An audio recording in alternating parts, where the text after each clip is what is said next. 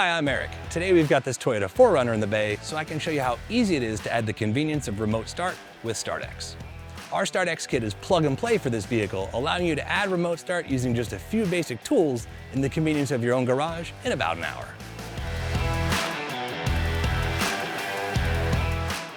Let's take a look at what's included in the box. We have the module, the vehicle-specific plug-in harness, an installation tool,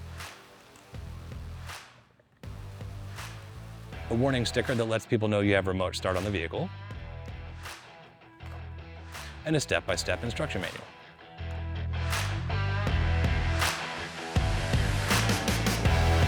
The tools we're going to use in this installation are a 10mm socket on a drill, a metal pry tool, and the pry tool that's included with the kit.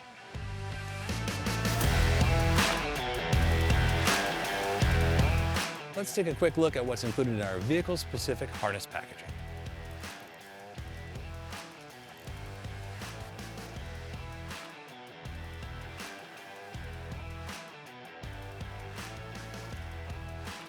Our vehicle harness is a T that connects with the DCM, and the other connectors on the harness are for the remote start module. A hood pin switch is provided, but not needed for the installation. Most vehicles have a factory hood pin switch, which prevents the vehicle from remote starting if the hood's open. And a number of zip ties are included so you can secure the module and the wiring behind the dash.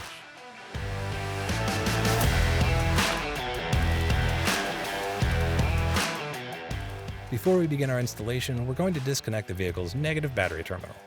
Typically, this requires a ratchet with a 10mm socket. Your vehicle may require a different size socket. Loosen the bolt, then slide off the connector. It may help to wiggle it while removing it. Be sure the cable is away from the terminal. Using the supplied pry tool, we can remove this trim panel. We can pry just under the bottom edge and pull it toward the rear of the vehicle to release it. Now below the glove box, we want to remove this small rectangular plastic panel. Next, we can remove the lower trim panel from the passenger side door sill. Use a pry tool under the farthest edge to pry up to release the clips.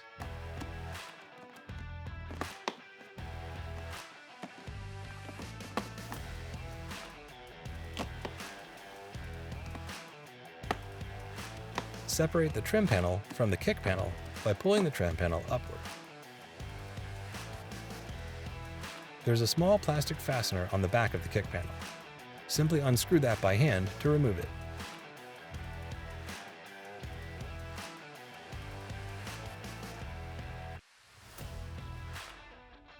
Here's a closer look at that fastener. Now we can remove the kick panel by pulling it toward the rear of the vehicle. You may run into an issue where a clip is stuck to the panel. If that happens, use your pry tool here to keep the clip in place while pulling the panel free. Next, we can remove this lower plastic trim panel by simply pulling it down. This gives us access to a 10mm bolt to remove the next panel, which will reveal more 10mm bolts.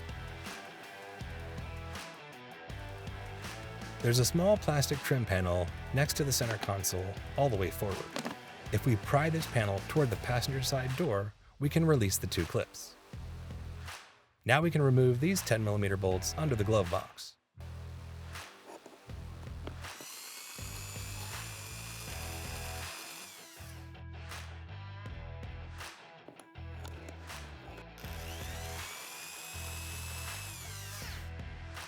Then we can pull from the left side and work our way to the right, releasing the 4 clips securing the airbag into the dash.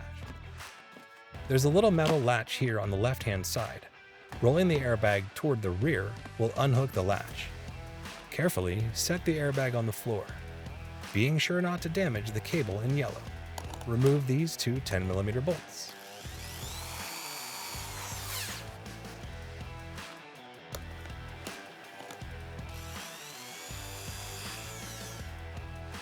Now open the glove box. And remove these 3 plastic covers by inserting your pry tool at the top and twisting a bit. These are snapped in pretty well.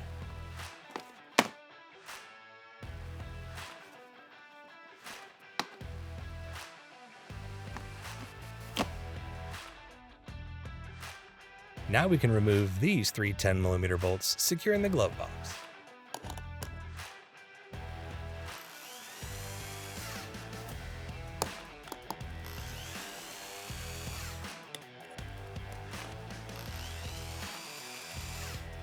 Next, we'll remove the entire glove box by grabbing below and at the top and pulling toward the rear of the vehicle. Be sure not to damage this cable, so we'll just rotate the glove box down and rest it on the floor like this. Now we can access our connection point at the DCM module. There's a large gray 34-pin connector. Press in on its latch tab and pull the harness to disconnect it. Plug this connector into our vehicle-specific T-harness. Then plug the other end of this harness into our OEM location.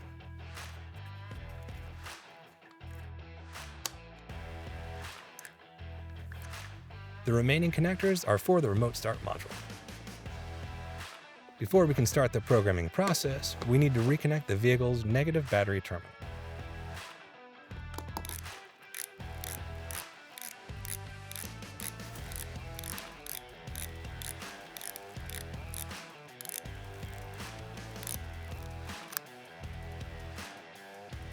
Press and hold the programming button on the remote start module. While still holding the button, plug in the black 4-pin connector. The LEDs will cycle. Allow them to cycle at least once. Then, when only the blue LED is illuminated, release the button. With the blue LED illuminated solidly, insert the remaining connectors. Without pressing the brake pedal, press the start-stop button twice to turn on the vehicle's ignition. Wait for the blue LED to flash rapidly. With the blue LED flashing rapidly, press the start-stop button once to turn the vehicle off. The LED will turn off. Now we can use the supplied zip ties to secure the module behind the dash. We can just tuck this harness into the dash so it's out of the way. We can tuck the module up here inside the dash. We can use the supplied zip ties to secure the module and the wiring inside the dash away from any moving parts. We can pass the zip tie through the mounting holes on the end of the module and secure it to the factory wiring or brackets. Trimming the excess off the zip ties keeps the installation as tidy as possible. At this time, if you want to close the doors and the hood to the vehicle, you can verify proper remote start functionality before reassembling the vehicle. Once you've confirmed operation, now we can reassemble the vehicle in the opposite order of how it was taken apart. Reinstall the glove box by snapping it into place. Reinstall the 3 10mm bolts, and snap in their plastic cover.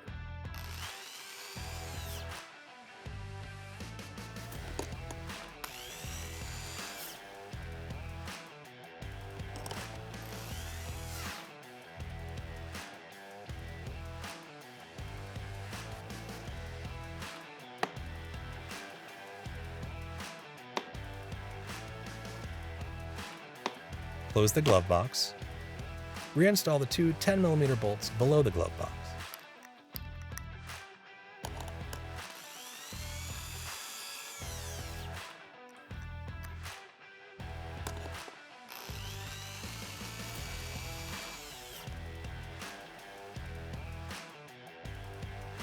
Carefully hook the metal tab on the airbag into the notch on the bracket. Then rotate the assembly forward into position. Press it forward until it snaps into position. Now reinstall the last 2 10mm bolts.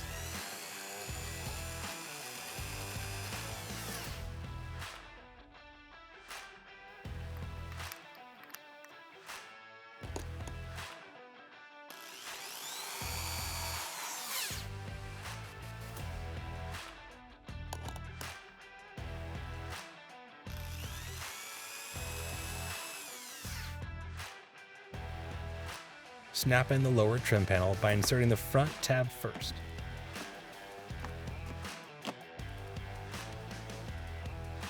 Snap in the rectangular trim panel. Reinstall the kick panel.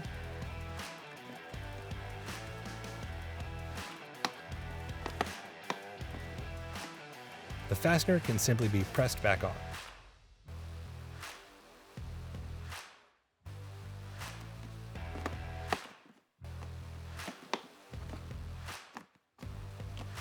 Then align the lower door sill trim panel with the other trim panels and snap it into place. And finally, reinstall the trim panel on the right side of the climate controls.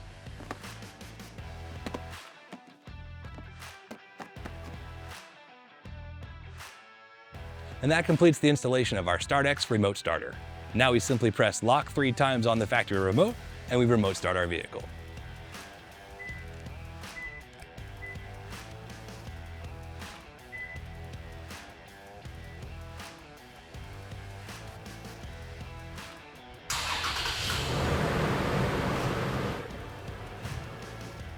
We hope you found this video helpful. Thanks for watching.